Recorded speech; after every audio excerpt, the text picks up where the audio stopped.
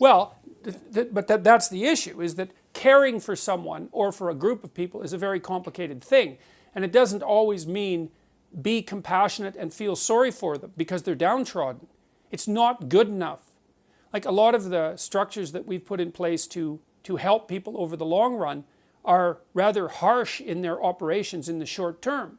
I mean, so the values that are associated with trait conscientiousness, for example, which are reasonably good predictors of more conservative leaning political belief, aren't warm, fuzzy virtues. They're cold, hard, judgmental virtues. They're the demands for performance, for example, that go along in the workplace. But if you want to take care of an infant who's crying, you want warm, instantaneous, impulsive compassion. Because there's a problem and it needs to be solved right now, and you have the solution. Right? The baby's too hot, the baby's too cold, the baby needs to be fed. You can fix that right now. If you're dealing with systemic problems of poverty, for example, or trying to determine how to produce more opportunity for everyone to benefit from everyone's abilities, you have to use a hell of a lot more than compassion to get there.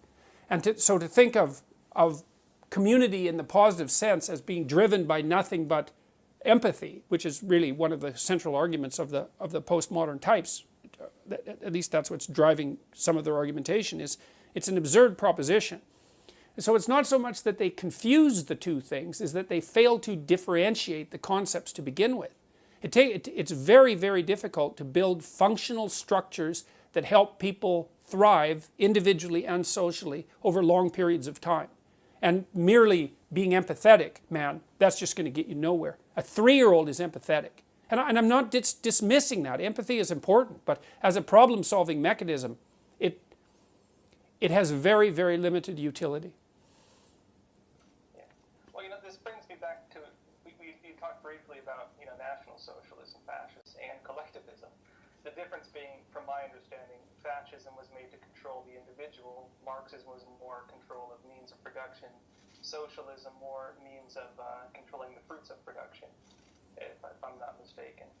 And I think we've seen the destructive nature of collectivism in destroying the individual, right? Well, I think that's actually the point in large part. I mean, Derrida, for example, coined a term he called phallogocentrism, which he regarded as the central axiomatic position of the West. That not only the Enlightenment West, but also the Christian, or Judeo-Christian for that matter, West prior to the Enlightenment. Derrida went after the tradition running through Judeo-Christianity, through modernism and the Renaissance and the Enlightenment, and criticized that. And that was the idea that, and he was critical of this, it's the presupposition that culture is first male-dominated, which is a presupposition that I take great exception to because it's a radical oversimplification of the historical story. To the degree that culture was male-dominated, it was only dominated by a very small number of males. Most males were serfs or soldiers or cannon fodder, for that matter, or coal miners dreadfully toiling away for their work. Certainly as oppressed as women were in general by the absolute poverty of the conditions. Up till 1895, the average person in the Western world lived on $1 a day in today's money.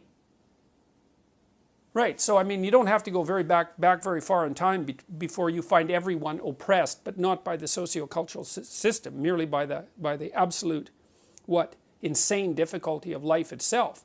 Well, so Derrida described the West as male-dominated, which I think is something to take serious issue with as a blatant claim. It's not differentiated enough or sophisticated enough. And he also said it was logos-centric. And that partly means logic, but there's a deeper meaning to logos, because logos is also the second person of the Christian Trinity. And Derrida knew that perfectly well. And so his criticism, Derrida was a smart man, make no mistake about it, and lots of the things he said were correct. Like, one of the propositions he laid forth was that there is a near infinite number of ways of interpreting any situation or any text, which happens to be technically true. And that's been discovered in all sorts of fields, including artificial intelligence. So the central claim that he begins with is actually true. And it's not surprising that it had such a powerful effect on the humanities, because it's actually an extraordinarily powerful and undermining idea. But he took it much far. He took that idea in directions that I don't think it should have gone in at all. But the logocentric idea is his criticism of the idea of the logocentric society is a deep criticism of the idea that the individual as a speaking force, as a communicative force, is the appropriate highest value upon which a culture should be built. He took that apart and criticized it. And so that's a deeper criticism, I would say, even than Marx's criticism, which was mostly about unequal power relationships. Derrida went deeper than that. And the postmodernists that occupy the universities are anti-individual right down to the bedrock. And so that's partly why they push collectivism to such a degree. They don't give a damn who you are. They care what your group identity is. And that's that.